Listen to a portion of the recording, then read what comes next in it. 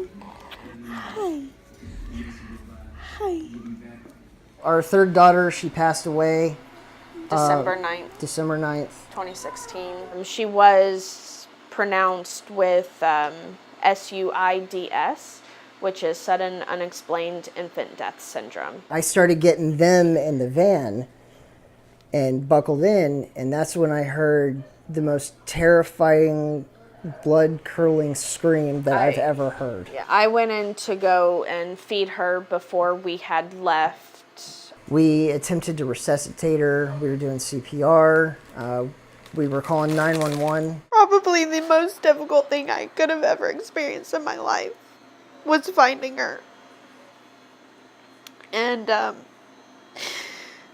being unable to resuscitate her was a huge heartbreak.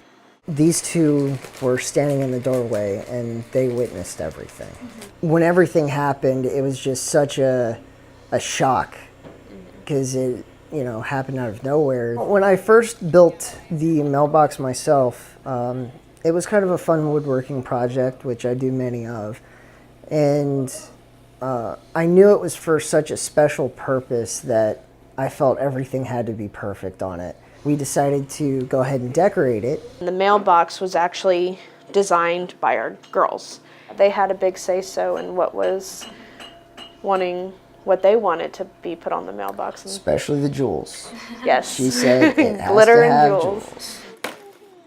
Usually kitchen or the office, but for the most part they can draw it wherever they wish.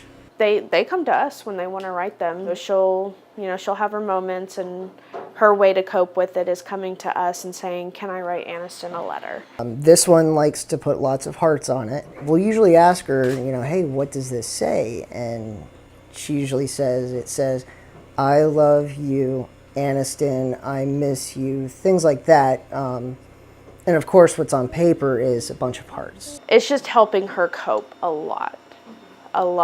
And, she has her days, her moments where she'll just cry and cry for her little sister. And when she's able to write a letter and get a letter back, it really helps her to kind of understand she's still here. She's still with us. And, maybe not here physically, but she is here spiritually. And that is something we want her to always remember, that her little sister's always looking out for her.